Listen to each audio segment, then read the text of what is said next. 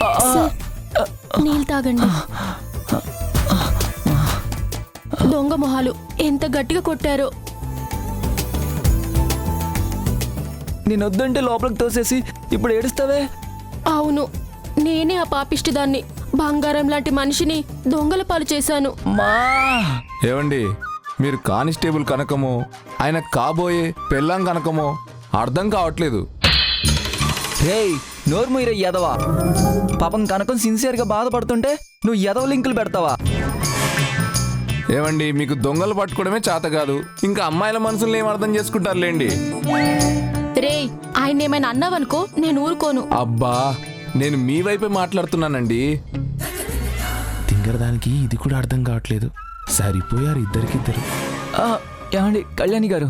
అయ్యో పర్వాలేదు, కూర్చోండి. ఇప్పుడు ఎలా ఉంది మీకు? కొంచెం నొప్పులు ఉన్నాయి. దెబ్బలు తిన్న వెంటనే తెలియదు కానీ ఇప్పుడు బాగా తెలుస్తున్నాయి.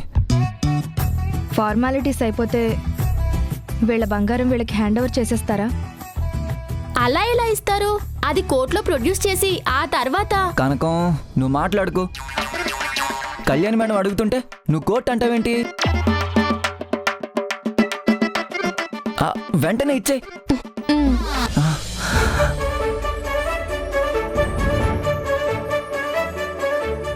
తీసుకోండి.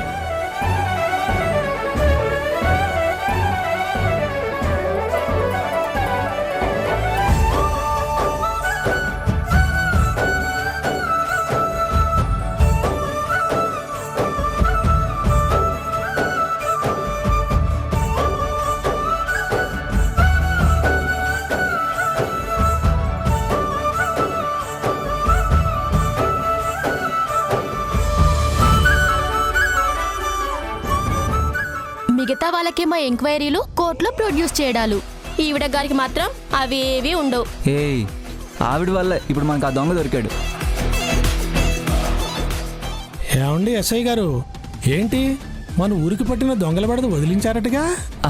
అది కాదండి. అవునండి, ఆయన చాలా strong and sincere police officer. పాపం వాళ్లతో జరిగిన ఫైట్లో ఆయనకి దెబ్బలు కూడా తగిలాయి. మిగతా స్టాఫ్ ఎవ్వరికి చిన్న గీత కూడా పడనివ్వకుండా ఆయన అడ్డంగా నిలబడి వాళ్ళని పట్టించారు. మీలాంటి వాళ్ళు మా ఊరికి రావడం నిజంగా మా అదృష్టం. మీరెప్పటికీ ఇలా మా ఊరిని కాపాడుతూ ఉండాలని కోరుకుంటా. అది కాదండి. మీరింకేం మాట్లాడకండి, పూర్తిగా విశ్రాంతిలో ఉండండి. మరి నేను ఇంక బయలుదేరతాను.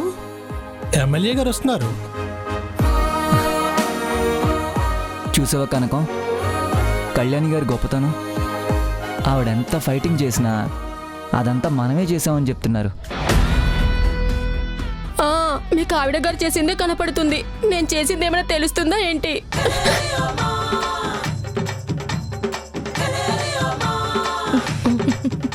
కనుక ఒకసారి వెళ్ళరా.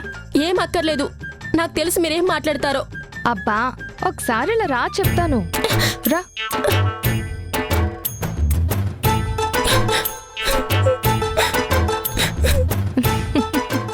ఎందుకు ఏడుస్తున్నావు కనుక? సుకుమార్ అంటే ఇష్టమా? ఎంత ఇష్టపడ్డా ఏం ఉపయోగం? మీరు వచ్చారు, ఆయన మీ వెంటే తిరుగుతున్నారు.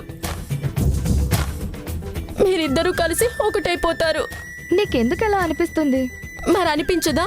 మీరు ఆయనకి ఆర్డర్లు వేస్తారు, ఆయన గారేమో మెలికలు తిరిగిపోతూ మీ ఆర్డర్ సామాను చేసేస్తాడు. మీరిద్దరూ ఒకటే క్యాడర్. ఇంకెందుకు అనిపించదు? తప్పు కనకం. నువ్వు మనుషుల గురించి ఇలా అభిప్రాయాలు ఏర్పరచుకోవడం చాలా తప్పు. నేనిక్కడికి వచ్చింది నా స్నేహితురాలి కోసమే గాని మీ సార్ కోసం కాదుగా. నువ్విలా ఆలోచించడం నా క్యారెక్టర్ని అనుమానించడమే కదా. ఒకటి ఆలోచించు, ఇక్కడ నువ్వు ఈయన్ని ఇష్టపడ్డావు. రేపు వేరే ఊరికి పని మీద వెళ్తే అక్కడ సేమ్ నీలాగే ఒక అమ్మాయి, ఆమెకొక లవర్ ఉంటే ఆ అమ్మాయి నీ గురించి ఇలాగే మాట్లాడితే నీకెలా ఉంటుంది? ప్రతి మనిషికి ఒక సెల్ఫ్ రెస్పెక్ట్ ఉంటుంది, దాన్ని ఎవ్వరూ పాడు చేయకూడదు. నీ సుకుమార్ గారిని నీకే వదిలేసి నేను మా ఊరు వెళ్ళిపోతున్నాను. నిజమా? శుభములు కలుగు నీకు.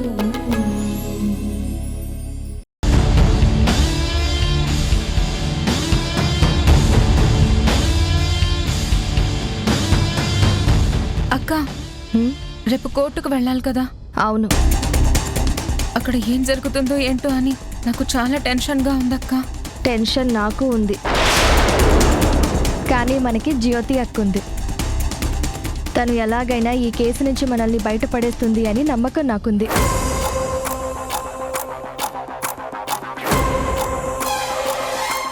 హత్య కేసుకు సంబంధించి జ్యోతి ఉందనే ధైర్యం ఉన్నా అంతకుముందు అరుంధతి వేసిన కేసు నిరూపణ అయితే దానికి శిక్ష వేరేగా వేస్తారంట కదమ్మా.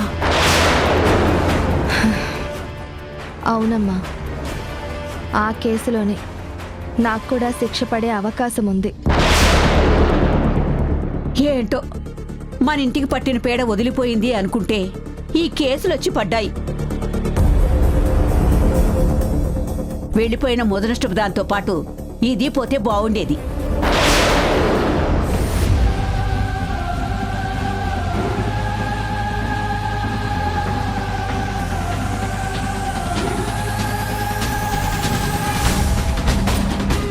అందరూ అంత టెన్షన్గా ఉన్నారు, ఏమైంది? అరే, అందరూ ఎందుకంత విచిత్రంగా చూస్తున్నారు? నువ్వు ఇక్కడికొచ్చావేంటి వరాహి? ఏదైనా పనుండొచ్చావా? పనేంటమ్మా? మన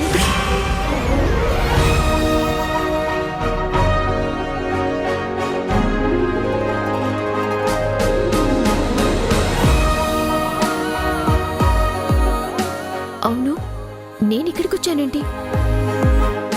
ఎందుకొచ్చావే? నువ్వు వచ్చావు అంటే మళ్ళీ ఏదో ఒక పేడ చుట్టుకుంటుంది మాకు. పిన్ని, లేకపోతే పెళ్ళయి ఆ ఇంటికి వెళ్ళిపోయాక ఇలా ఎప్పుడు పడితే అప్పుడు మన ఇంటికి వచ్చేయడమేనా? ఇలా అయితే ఆ అబ్బాయి ఏమనుకుంటాడు? నాకింకా ఇల్లు అలవాటు అవ్వలేదమ్మమ్మా.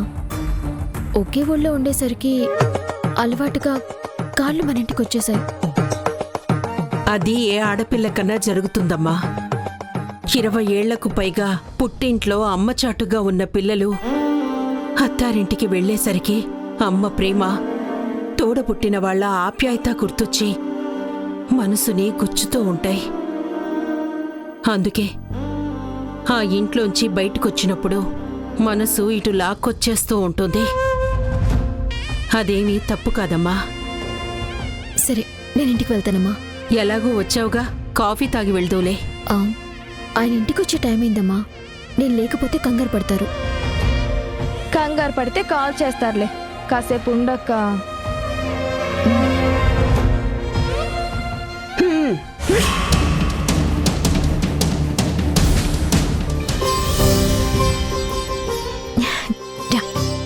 అక్క, రేపు ఈ కేసు టెన్షన్ లేకపోతే నిన్ను చాలా ఆట పట్టించేవాళ్ళం. అవునక్క, రేపు ఈ కేసు ఏమవుతుందోనని టెన్షన్తో అసలు ఏమీ చేయబుద్ధి కావడం లేదు.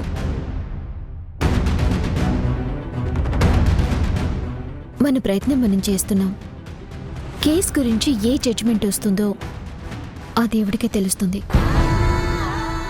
అది పాజిటివ్ అయినా నెగిటివ్ అయినా మనం మాత్రం మన మనసుల్ని పాడు చేసుకోకూడదు. అలా మైండ్లో ఫిక్స్ అయిపోండి.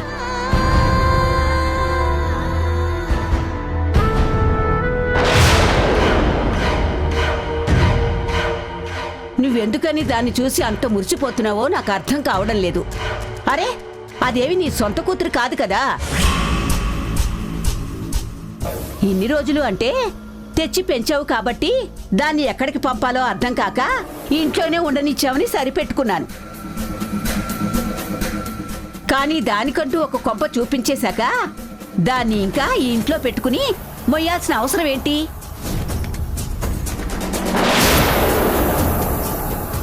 ఇదిగో, నేను అనుభవంతో చెప్తున్నాను, విను. రేపటి రోజున దాని పుట్టుక గురించి ఆ అబ్బాయి చరణ్కి గాని తెలిసిందే అనుకో, శుభములు కలుగు నీకు. యువర్ ఆనర్, మన జ్యోతి గారు తన అద్భుతమైన తెలివితేటలతో ముద్దాయి సునయన అసలు నేరస్తురాలే కాదని, ఆమెను పూర్తిగా నిర్దోషిగా నిర్ధారించమని కిందటి సెషన్లో వినిపించారు.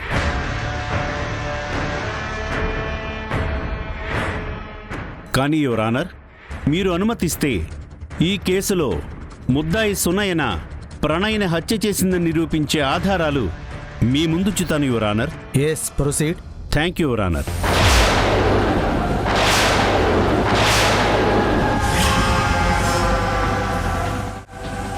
ఎస్ఐ గారు, మీకు దొరికిన ఎవిడెన్స్ ఇవ్వండి. ఇదిగోండి. యువర్ ఆనర్, ముద్దాయి సునయనని విచారించడానికి కోర్టు వారి అనుమతి కోరుతున్నాను.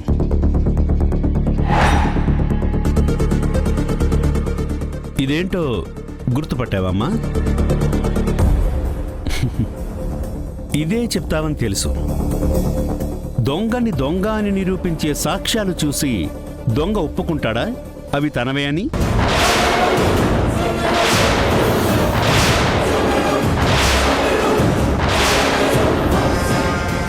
యువర్ ఆనర్, ఈ కేసులో పోలీసులు సంపాదించిన కీలక ఆధారం ఇదే. పోలీసులకి రాడు దొరికింది ఎక్కడో తెలుసా యువర్ ఆనర్? కృష్ణమ్మ గారి ఇంటి వెనుక గోడ అవతలి పక్కన.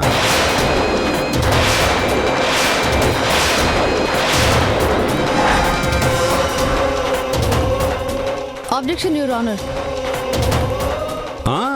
తెలుసండి. సాక్ష్యాలు దొరికినంత మాత్రాన అవి ముద్దాయే ఉపయోగించి ఉండాలని రూలేం లేదు కదా.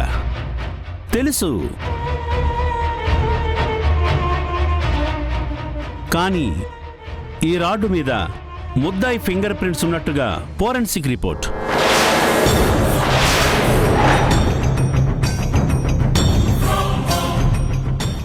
సార్,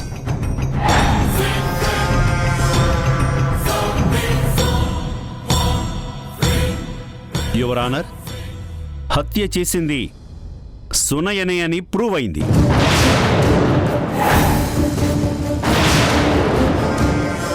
యువర్ ఆనర్, ఇలాంటి నేరస్తుల్ని సమాజంలో స్వేచ్ఛగా తిరగనిస్తే తనలాంటి వాళ్ళని ఇంకొంతమందిని పుట్టిస్తారు. వీళ్ళకి ఈ సొసైటీలో చోటు ఉండకూడదు యువర్ ఆనర్. దయచేసి ఈ ముద్దాయి సునయనని కఠినాతి కఠినంగా శిక్షించాలని, అవసరమైతే ఉరి శిక్ష విధించైనా సరే ఈ సమాజాన్ని కాపాడమని నేను కోరుకుంటున్నాను. That's all your honour.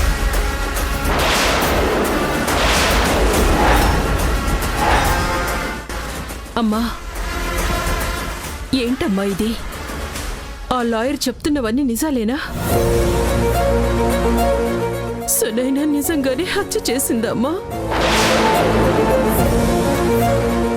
ఏమోనమ్మా, నాకు కూడా ఏం అర్థం కావట్లేదు. మిస్ జ్యోతి, మీరు చెప్పేదేమైనా ఉందా?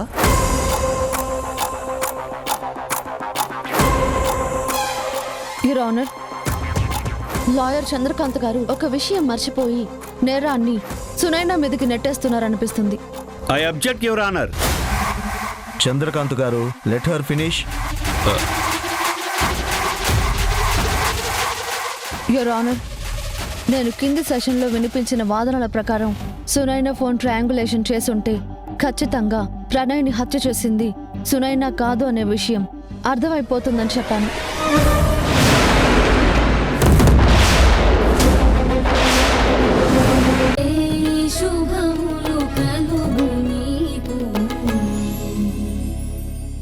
యువర్ ఆనర్, ప్రణయ్ హత్య జరిగిన రోజున ఏం జరిగిందో అనే విషయం మీద నేను కొంత పర్సనల్ ఇన్వెస్టిగేషన్ చేశాను. దాంట్లో కొన్ని కొత్త విషయాలు బయటపడ్డాయి. ఇది చూడండి. ఇదే ఆ రోజు నాకు కనిపించిన కారు ఇదే అనిపిస్తుంది.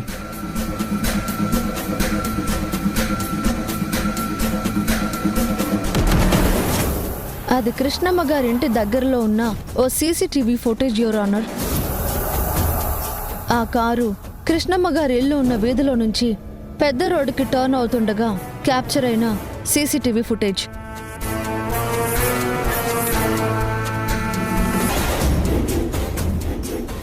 ఆ కార్ నంబర్ ప్లేట్ ఆధారంగా అది ఎవరిదా అని ఎంక్వైరీ చేస్తే అది సెల్ఫ్ డ్రైవింగ్ రెంటెడ్ కార్ అని తెలిసింది. దాన్ని తీసుకెళ్లిన మనిషి ఇచ్చిన ఆ డీటెయిల్స్ అన్ని ఫేక్ అని తెలిసింది. యువర్ ఆనర్, దాంట్లో ఆ పక్కనే ఉన్న వీడియోలు కొంచెం చూడండి. అదే కారు వచ్చి ఏలూరు కాలువ రోడ్లో వచ్చి ఆగింది. అందులో నుంచి ఒక వ్యక్తి దిగాడు, కానీ అతనెవరో జూమ్ చేసి చూసినా తెలియట్లేదు.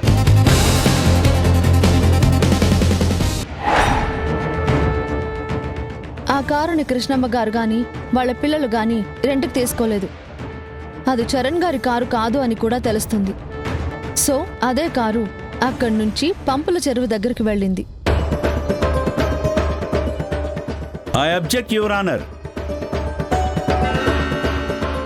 దారిలో ఏదో ఒక కారు ఆగిన సీసీటీవీ ఫుటేజ్ చూపించి అదే కారు పంపుల చెరువు దగ్గరికి వెళ్ళి ఆగింది అనడం చిన్నపిల్లలు కథ చెప్పినట్టుగా ఉంది.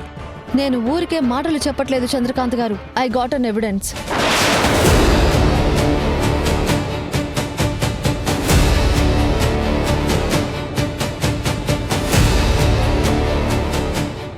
ఇది పంపుల చెరువు దగ్గర కారు ఆగిన చోట ఉన్న టైర్ మార్క్ ని, అక్కడున్న మట్టిని పరీక్షించి ఫోరెన్సిక్ వాళ్ళు ఇచ్చిన రిపోర్ట్, యువర్ ఆనర్. ఇదే మట్టి శాంపిల్స్ ఆ రెంటెడ్ కార్ టైర్లో కూడా దొరికాయి.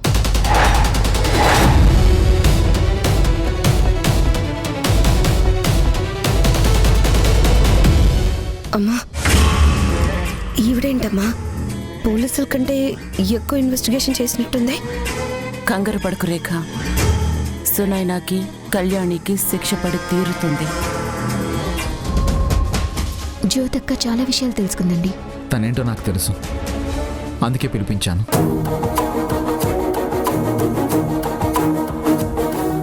ఎస్, యు ఆర్ రైట్ జ్యోతి.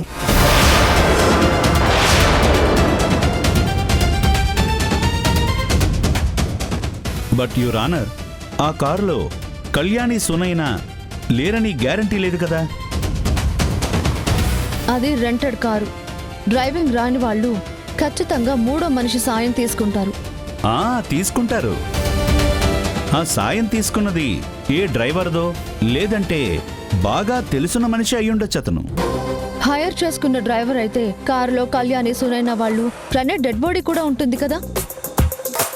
అంత హుందాగా కార్ దిగి సిగరెట్ తాగరు.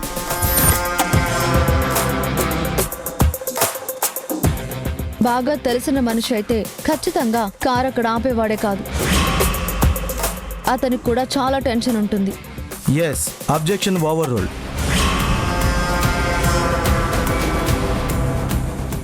ఆ మనిషి ఎవరో చాలా క్రూయల్ మెంటాలిటీ, సైకో మెంటాలిటీ ఉన్న పర్సన్ అయి ఉంటాడు. అందుకే అంత కూల్గా ఉన్నాడు.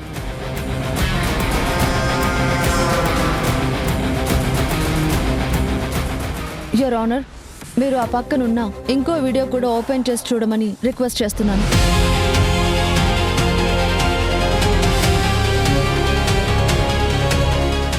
యువర్ ఆనర్, అది సునైనా చరణ్ ఇంటి నుంచి కృష్ణమ్మ గారింటికి వెళ్తున్న సీసీటీవీ ఫుటేజ్. ఆ వీడియోలో ఓన్లీ సునైనా ఒక్కతే వెళ్తుంది. ప్రణయ్ ఫాలో అయ్యాడు.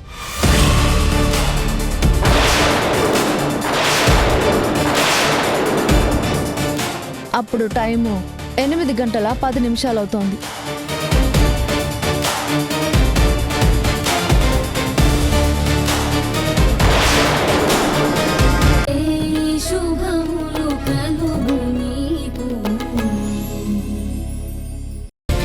ఈ కేసులో వాదనలన్నీ విన్న తర్వాత ఈ కోర్టు ఒక నిర్ణయానికొచ్చింది.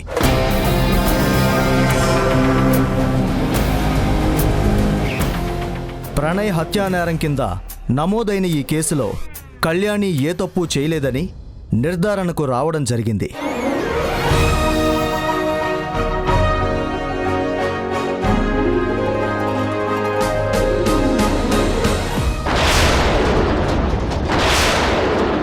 కళ్యాణికి పోలీస్ ఉద్యోగం కోసం ట్రైనింగ్ పొందే అర్హత ఉందని నిర్ధారిస్తూ వచ్చే సంవత్సరం ఆమెను పోలీస్ ట్రైనింగ్కి తీసుకోవాల్సిందిగా పోలీస్ శాఖని ఆదేశించటమైనది.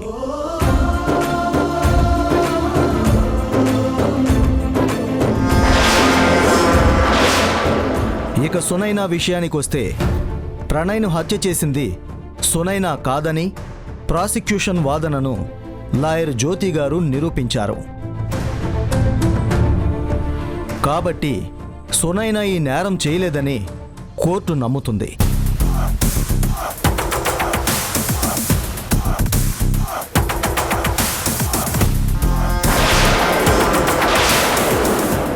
కానీ అంతకుముందు ప్రణయ్ మీద చేసిన హత్యా ప్రయత్నాన్ని మాత్రం కేవలం తన మాన ప్రాణాలని రక్షించుకోవాలని చేసిన ప్రయత్నంగా ఈ కోర్టు భావించటం లేదు.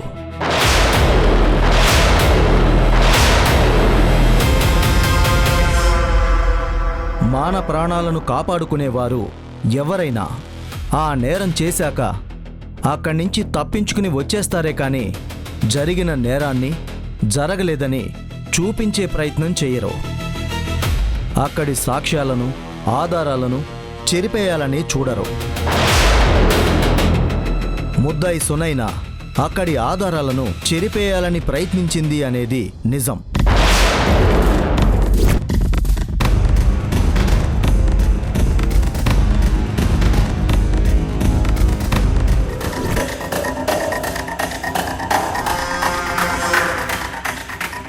అది ఒక నేరపూరితమైన మనస్తత్వానికి ప్రతీకగా భావించి అలాంటి భావాలను చెరిపేయాలనే ఉద్దేశంతో ఈ కోర్టు సునైనకి 6 నెలలు సాధారణ జైలు శిక్ష విధిస్తోంది.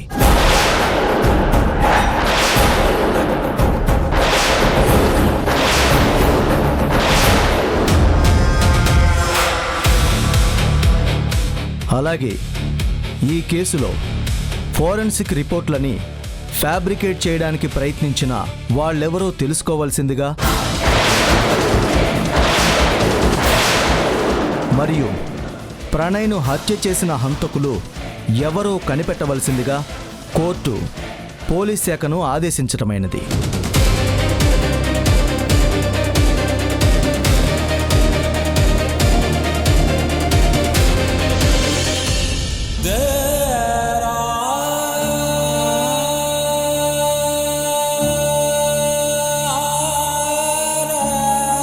అమ్మా, నువ్విలా బాధపడుకో.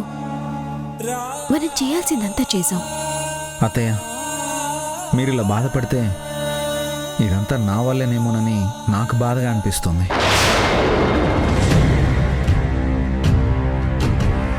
అవునండి, ఇదంతా నా వల్లే. అయ్యో అలా అనకమ్మా. నువ్వే గనక లేకపోతే సునైనకి చాలా పెద్ద శిక్ష పడేది. కళ్యాణికి కూడా పోలీస్ అయ్యే అవకాశం మళ్ళీ దొరికేది కాదు. నిజంగా ఆ భగవంతుడి సాక్షిగా చెప్తున్నాను, నీ వల్ల మా కుటుంబానికి చాలా పెద్ద మేలే జరిగిందమ్మా.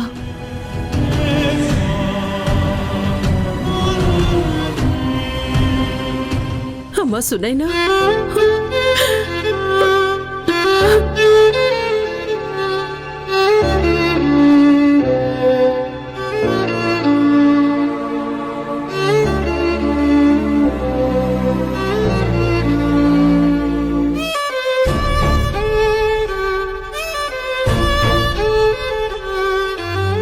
జాగ్రత్త. వెళ్ళొస్తాను బావుగారు. వస్తానక్క.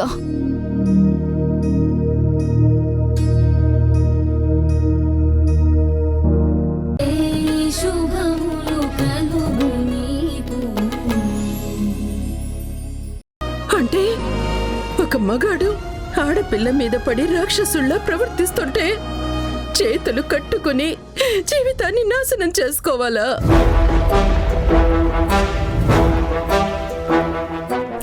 తనని తాను కాపాడుకోకూడదా?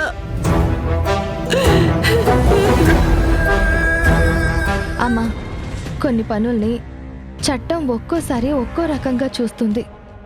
సునైనా చేసిన పనిని మొదటే మనం ఇంకో రకంగా కోర్టుకు ప్రజెంట్ చేసుంటే సునైనకి ఈ చిన్న శిక్ష కూడా పడేది కాదమ్మా. అంటే సునైనకి శిక్ష తప్పుతుంది, అయినా శిక్ష పడింది అంతే కదమ్మా. అప్పుడు సునైన చేసింది నిజంగా నేరం కాదు. అమ్మా, నీకెలా చెప్పాలో అర్థం కావట్లేదు. ఏంటే చెప్పేది? సునైనాని ఇంటికి తీసుకొస్తామని మొగుడు పెళ్ళాలిద్దరూ నమ్మబలికారు. ఆ జ్యోతినో పెద్ద లాయర్ అన్నారు. ఏది సునైనా జైలుకి పంపించారు.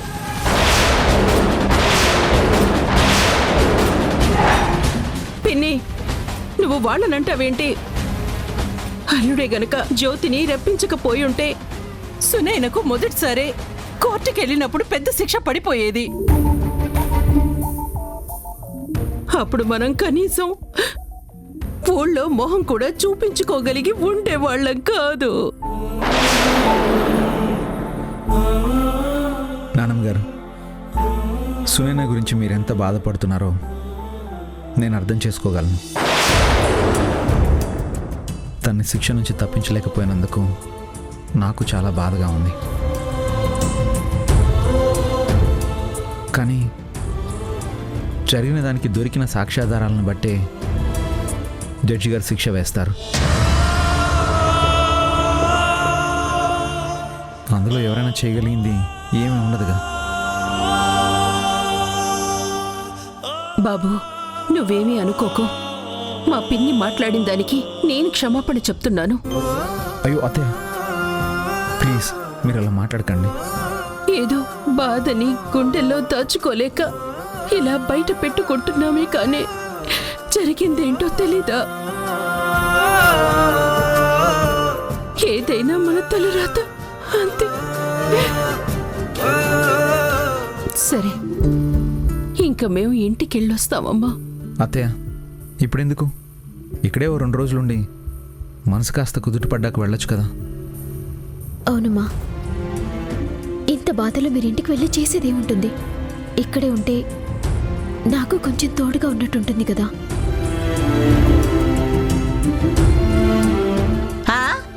నీ ఒక్కదాని కోసం మేమంతా ఇక్కడ ఉండాలా? అలా అయితే అక్కడ నా మనవరాలు హాసిని కూడా ఒక్కతే ఉంది. జైల్లో సునైనా పూర్తిగా ఒంటరిదైపోయింది. మేమంతా వెళ్ళి అక్కడ ఉండమంటావా? పిన్ని, అర్థం పర్థం లేకుండా ఏంటా మాటలు? చరణ్ బాబు పని మీద బయటికి వెళ్ళిపోతే వారాహి ఇంట్లో ఒక్కతే ఉంటుంది కదా, అందుకే ఉండమని అడుగుతుంది. ఉంటే మనకొచ్చే నష్టం ఏంటి? 2 రోజులు ఉండే వెళ్దాం.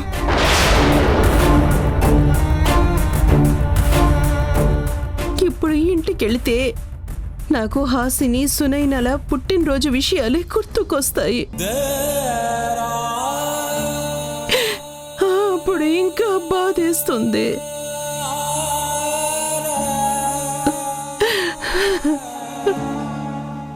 వాళ్ళ పుట్టినరోజా? ఎప్పుడు? రేపే వాళ్ళిద్దరి పుట్టినరోజు. రేపా? జైలు శిక్ష పడకపోయి ఉంటే సునైనతో పాటు రేపు హాసినిని కూడా ఇంటికి పిలిచి ఇద్దరి పుట్టినరోజు సంతోషంగా చేసేవాళ్ళం. నాన్నమ్మగారు, ఇప్పుడు కూడా మనం చేద్దాం.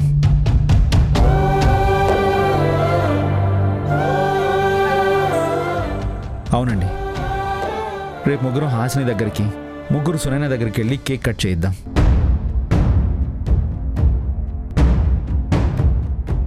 హాసిని దగ్గరికంటే ఓకే, కానీ సునైన దగ్గరికి ఎలా వెళ్తాం? దానికి కావాల్సిన అరేంజ్మెంట్స్ నేను చేస్తాను. అలాగే బాబు, అలాగే చేద్దాం. అలాగైనా రేపు మళ్ళీ సునైనని చూసే అవకాశం దక్కుతుంది. అలాగే వెళ్దాం.